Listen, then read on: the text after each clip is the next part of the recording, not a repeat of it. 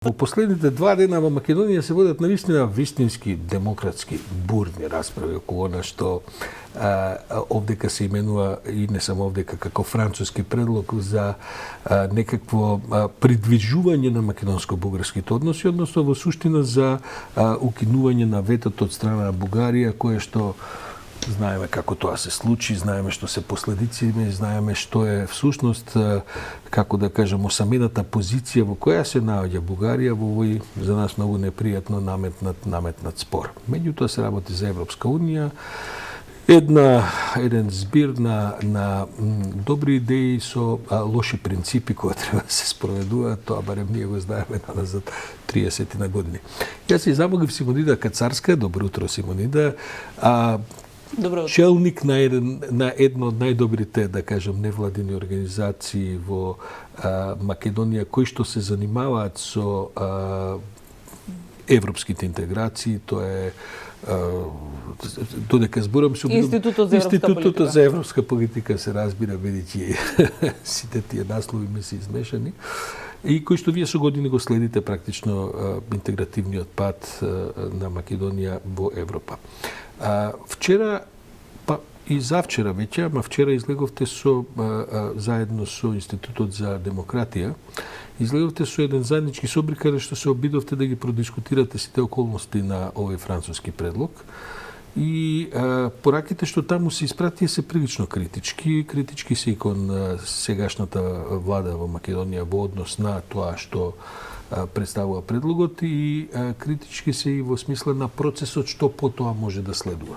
Симонида, за да не те прераскажувам и така натаму, може ли накратко да ми го формулираш барем ставот на вашата организација за целиот овој? Секако. Значи, вчерашната дискусија беше базирана на документ кој што ние со Институтот за демократија го објавивме уште во март 2022 година.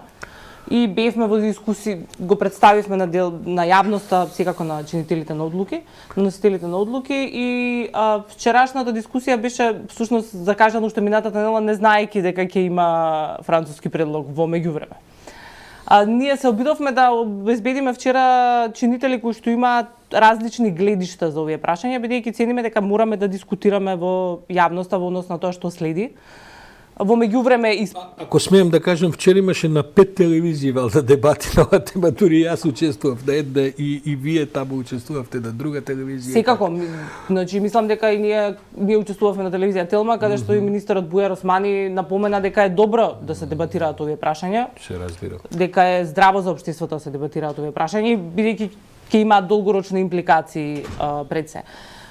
Ме прашавте за нашиот став. Сега, значи, ние во документот од март, кој што всушност исцртува дел од прашањата, ги наведовме ризиците под наводници, кои што решавањето на ова прашање може да ги донесе долгорочно, пред се во однос на прераните измени на Уставот, бидејќи тука стоиме дека нашата позиција, и тоа веќе сме го дискутирали со многу од носителите на одлуки, под наводници по-оптимално решение е нашата измена на Уставот да дојде што е можно покасно во нашиот преговарачки процес. Че првенствено тоа е, да речеме, една од клучните измени, која што очигледно веќе е прифатена од страна на државата дека ќе се случи. Во овој формат на францускиот предлог, според нас таа едноставно доаѓа прерано. Прерано. Значи не можеме да пред почетокот доаѓа. Значи прашањето е, значи, ако ја погледнеме она што се шири низ медиумите како француски предлог. Ние кога говориме овие денови, исто така јас често пати го велам тој дисклеймер, бидејќи документот беше протечен, не знаеме од каде, веројатно други луѓе знаат, меѓутоа не знаеме во која фаза на консултации бил тој документ. Да не е нешто променето во меѓувремето. Па, видете и колку тој согласен предходно, во него, како што споменавте и предходно на вестите, се споменува дополнителен протокол за кој што се шират многу непознаници. Тоа е заграда за протоколите кои што да, меѓутоа во самиот документ на преговарачката рамка тој се споменува како директен документ кој што е поврзан со рамката, и тоа е многу значајно, бидејќи ако во моментот ја погледнеме рамката, таа на пример ги исклучува историските прашања комплетно. Тие не се внатре, значи оние дел од оние позиции кои што ги имаше Бугарија во рамковната позиција, меѓутоа не знаеме што е во протоколот и тоа мора да го прифатиме дека е такво. Може ли да заклучиме сеќам дека вашиот став е реално негативен во однос на францускиот превод. Вие мислите дека тој не треба да се прифати? Видете, има има неколку промени кои што би биле, да речеме, здраворазумни, со кои што би можеле да истапиме. Значи не можете да одите, сите имаат свој став во однос на ако е тоа, ако во момент нашата улога е да прикажеме кои ризици ги носи тој став, тој предлог, односно првенствено, ако ми дозволите, значи Комисијата на Европската унија всушност има улога за мониторинг на билатералниот договор и делумно за малцинските прашања, кои што тоа е напредок или уназадување. Видете, со тој став Бугарија се го европеизира проблемот. Тоа е неспорно. Би било добро комисијата, видете, Комисијата на Европската унија нема досега особена експертиза за следење на овие прашања. Таа ќе треба да користи надворешна експертиза. Едноставно малцинските... Тоа го слушав и вчера. Мислам, морам да кажам дека ми делува тотално апсурдно. Европската унија нема експертиза за следење малцински прашања. Нема. Домот на европските прашања е во Советот на Европа. Тоа вие се правите, што правите се институционална цртата, па како може да кажете дека Европската комисија нема експертиза за малцински прашања кога како да кажам концептот се ова што го прави Домот за малцински практично потекнато од клучните земји на Европската унија. Оти таму сега ако ми кажете дека нема германци, холанџани, не знам, финци кои што се разбираат во малцински прашања, што во формална смисла мислите дека нема? Значи договорите на Европската унија, тука можеби да се договориме да не се сложуваме, договорите на Европската унија не ги регулираат прашањата на малцинството. Добро, тоа е друго, но тоа не е немање експертиза. Не, значи не, апсолутно не. Договорите, компетенциите на Европската унија не се во прашањата во доменот на малцинските права и затоа тука значи специфично ја споменувам Европската комисија. Не велам дека тие немаат експерти, точно, и тоа би било, ние многу би сакале да можеме да интернационализираме некои прашања со Европа. Не, апсолутно тука се слушуваме. Во диалогот со бугарите ние секогаш подобро да седат експерти кои што на истиот начин на кој што сакаме да интернационализираме историската комисија, многу би сакале нашите прашања да ги дискутираме со Па зарем ова тоа не го обезбедува? Не би гарантирала дека тоа го обезбедува, бидејќи едноставно Бугарија се додека имате како клучен актер таму на масата, таа ќе биде клучна во проценката и тоа мора да го гледате како вие стават, се додека имате, па таа ја имаме. Секако ќе ја имаме. Само прашањето дали ќе имаме сама, да не условува како сака, кога сака, на што сака, или сепак ќе седи и некаков модератор кој што ќе биде од гледате, ние разговараме претпоставувам комисијата е административното тело на политичкиот елемент на Европската унија. Таа е за жал ограничена од дејствувањето на сите земји членки, вклучително и Бугарија. Тука можеме ние да се сложиме дека можеби не се сложуваме. Јас се надевам дека ќе бидете дека сте во право. Јас се надевам. Оти нема никакви гаранции за се тоа. Не, видите, гаранции нема во никој случај. Во тој контекст сакам да ме прашам си дека ова не е сега само ние седнуваме па го гледаме францускиот предлог па за, против и така натаму. Сепак се работи за еден, како да кажам, за една динамика на односи кои што се одвиваат со децении околу македонската интеграција во Европската унија, а последните 20 на години многу, колку се 7-18 години и многу активно. Сакам да кажам, ова треба ли да се разбере како само еден елемент во нашиот прогрес и вие мислите дека ова ќе биде регрес во таа смисла? Не, видете, значи во моментот значи супер што го поставив тоа прашање за геополитичкиот контекст, апсолутно. Ние значи цениме дека имаме простор за дејствување од страна на владата да изнесе што цени дека можеби едноставно е нашата црвена линија, бидејќи слушаме дека билатералните прашања нема да бидат. Ја имаме таа заграда за протоколот. Ги имаме тие моменти кои што се уште не знаеме на кој начин ги третираат. Ја имате Бугарија која што интерпретира дека се што тие побарале, повеќето од тоа што го побарале, е внатре и се европеизира. И тоа е, значи, да речеме, нивната интерпретација. Меѓутоа, во овој геополитички момент во кој што апсолутно сте во право, имаме пресврт од февруари, ја имаме Украина. Украина во моментот е многу значајна на земјите од Европската унија, особено на Франција, Германија, и Италија, кои што беа минатата недела и веројатно му ветија кандидатски статус на Зеленски.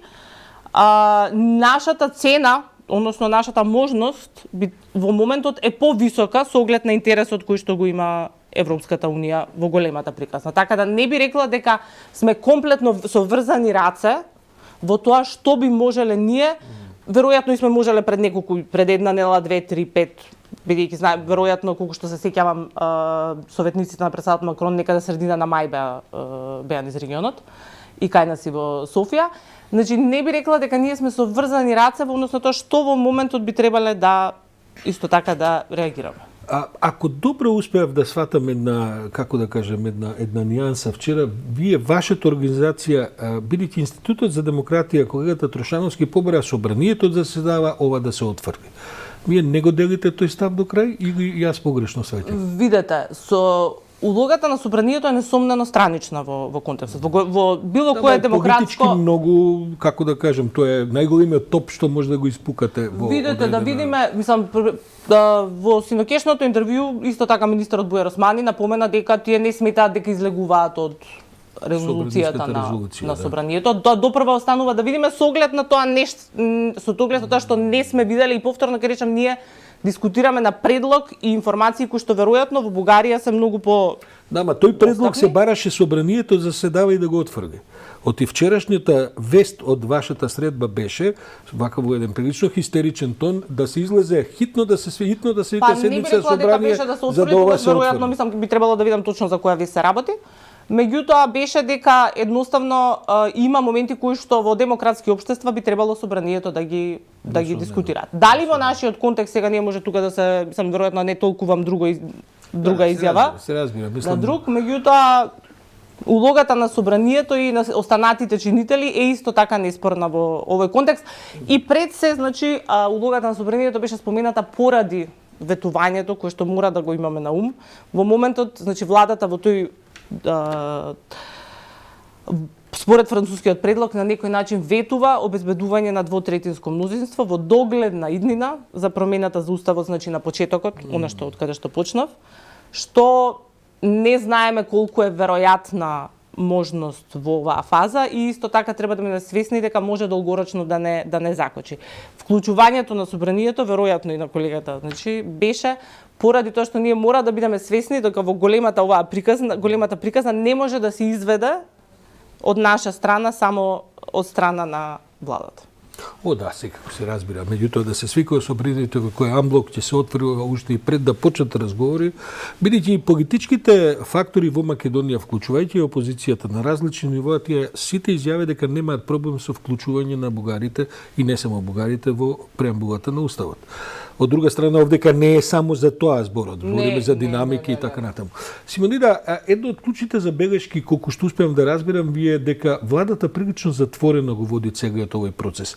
Вие како една од еминентните организации кои се бави со овие интегративни прашања, се чувствувате доволно консултирани, како да кажем, ајде не информирани сега, не мора се да ни се каже. Овој процес не би сценала дека тоа е клучното, дека е нашето чувство, дали сме информирани Не, забелешките се дека ова не може само во владата да се решава, владата мора да излезе со јасен став. Од друга страна, имаме една динамична ситуација која е прашање дали би било добро да се реагира. Апсолутно, тука имате неколку начина на кои што можете да ги водите. Преговорите во овој случај несомнено е дека ние информациите, барем од наша страна, ги црпиме од она што е во Бугарија, што најчесто ќе излезе во медиумите и значи го имаме оне предлог. Ги фаќаме бугарите како лажат онака медиумите. Затоа го споменав моментот на тоа дека ние дискутираме на неофицијален предлог кој што најверојатно излезе од Бугарија и сега на пример позиција, мислам, не сме сигурни од каде, меѓутоа веројатно ќе биде многу тешко после овој предлог да се оди назад со подобар да речем. Занимливо е како тоа самиот Ковачевски, а и Бујар Османи исто така не чувствува потреба да ги викне барем највлијателните невладини организации за една консултација, па и овде рекорд на извесен начин брифирање околу тоа што би бил предлогот, што содржи, дали е тој, дали не е тој и така натаму. Таа забелешка мислам ви држи, ако затоа и ве прашувам дали сега, значи, ме прашате како се чувствуваме. Значи, чувствата е веќе многу субјективно прашање. Не мислам апсолутно емотивна смисла лично. Не, видете, ние затоа нашите дел од овие да речеме ризици кои што ги споменав, кои што се однесуваат, мислам, пред се во однос на тоа дека ние мора да се обидеме на барем од наша страна да го спречиме, да има механизам кој што Бугарија би можела константно да го користи, односно да го легитимизираме преку нашата преговарачка рамка. Ова го говориме од 2 години веќе, значи не е прв пат, значи тие наши препораки, грижи, како да ги наричаме, значи сознанија, сме ги споделиле и со земјите членки колку што сме можеле, и сме ги споделиле и со нашите чинители. Кога тие ќе ценат дека треба да се искаже да споделат, ќе споделат. Имало периоди кога министерот за надворешни работи особено споделувал и консултирал. Очигледно ова не е од нив, меѓутоа тоа е нивна одлука која што е веројатно и неверојатно него е поврзана со преговорите. Тие повторно се враќаат, значи, на португалскиот предлог, имаме различни толкувања во однос на тоа што е францускиот предлог, значи тоа што ни се кажува, што кај нас се вели дека е основниот предлог. Така да затоа не би можеле да ги споредиме во овој случај и поради нивната одлука во моментот да се водат преговорите како што се водат. Наше да споделиме кои се некои од ризиците кои што ги гледаме во оваа фаза, да предупредиме и да се надеваме дека дел од нив се земени предвид. За крај да ве прашам, сега ние не знаеме што ќе се случува ни денеска во бугарскиот парламент, таму има во моментов читам најновите вести сега има 11 закажани протести. Ние не знаеме, таму знаат протестите да бидат и непријатни, знаат да бидат и агресивни и така натаму. Владата секако бугарска нема мнозинство за да биде изгласана, да остане кој знае каква ќе се прави ситуација, може дури и на избори да одете така натаму.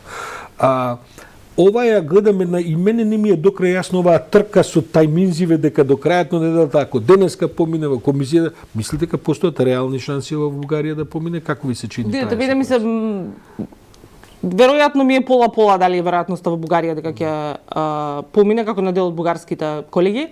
Она што веројатно е трката е во моментот повторно ќе речам, јас ја гледам дека е примерно заради кандидатскиот статус на Украина. Затоа што има земји на масата. Добро ни доаѓа? Видете, има земји на масата на Европскиот совет кои што многу притискаат, кои што знаеме, веќе е полујавно ветано дека на Украина и на Молдова ќе се даде кандидатски статус. Меѓутоа, од она што ние знаеме, има земји кои што во моментот се веројатно подготвени да се борат до крај да тоа не се случи доколку кај нас нема пробив. Значи затоа го велев дека имаме ние сега поголема цена и момент да веројатно не сме врзани со рацете, значи комплетно, и се надевам дека не сме, само да завршам. Меѓутоа Бугарија е другата страна на приказната. Од она што ние го гледаме во Бугарија, јас ценам дека Бугарија веројатно ќе биде политички нестабилна многу долг период. Значи нема да биде ова денес или утре, веројатно во наредниве 2-3 години, барем и веројатно и 5, ние ќе мора да се научиме да се носиме со таа нестабилност. Тоа е поинаква држава него она што го видовме со Грција.